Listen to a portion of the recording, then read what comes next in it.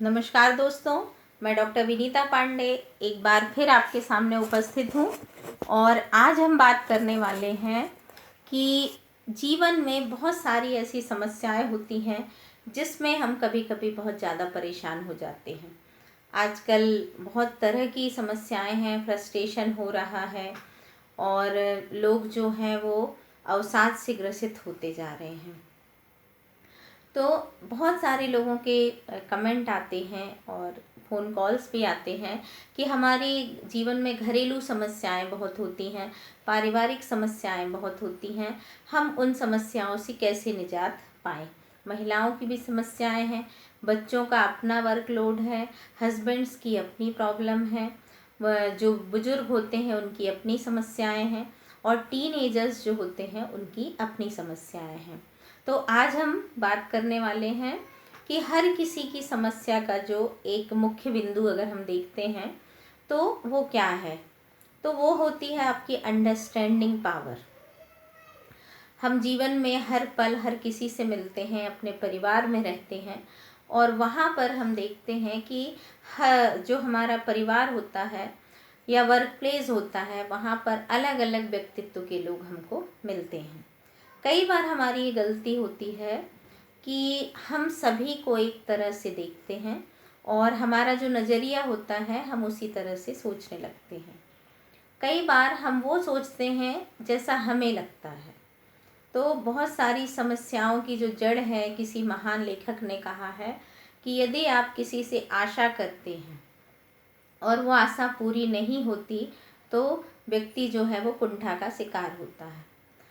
और वर्तमान में यही हो रहा है। यदि आप परिवार में देखते हैं तो बुजुर्ग लोगों को लगता है कि मेरी बहू मेरी सेवा करेगी, मेरा बेटा मेरा अच्छा करेगा, क्योंकि हम जो चीज़ें बहुत समय से देखते आ रहे हैं हम वही चीज़ करने की कोशिश करते हैं। इसी तरह से जो टीनेजर्स लोग हैं उनको ये लगता है कि पापा ने ये नहीं किया, मम्मी ने ये नहीं किया, या हमारे सहपाठियों ने, हमारे फ्रेंड सर्किल ने, सभी लोग जो हैं वो एक्सपेक्ट करते हैं कि हर कोई मेरे लिए कुछ करे।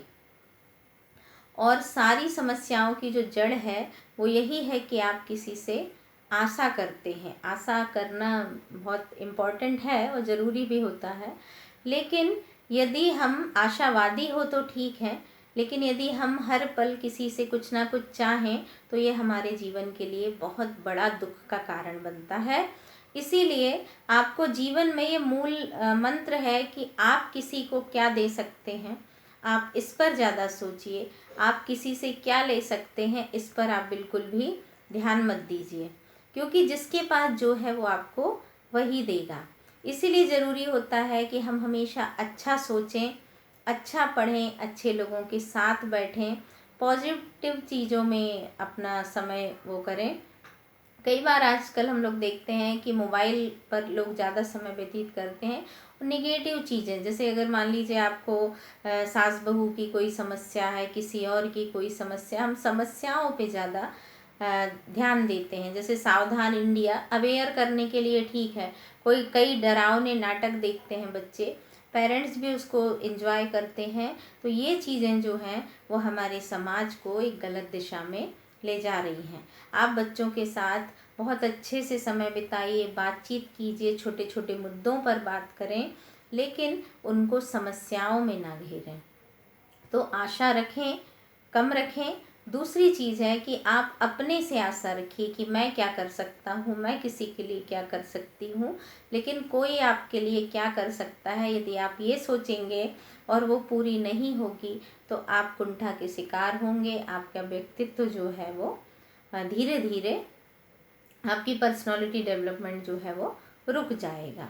तो हमेशा अपने विचारों को बहुत अच्छे से परिमार्जित करें। आप आध्यात्मिक भी हो सकते हैं, चिंतन की ओर जा सकते हैं, लेकिन सबसे बड़ी चीज़ है कि आप आत्मविश्वास के साथ सकारात्मक दिशा में बढ़ें, सकारात्मक चीज़ों को लेकर के चलें, तुरंत किसी भी चीज़ पर रिएक्ट ना करें, सारी चीज़ों को देखें, समझें और उसके बाद कार्य करें। आशा है कि आपको ये चीज़ें समझ में आई होंगी और हम अपने परिवार और समाज को मार्गदर्शन करने के लिए आगे बढ़ रहे हैं। और इससे संबंधित आपके जीवन में अगर किसी भी प्रकार की समस्या है तो आप मुझे वो भी बता सकते हैं।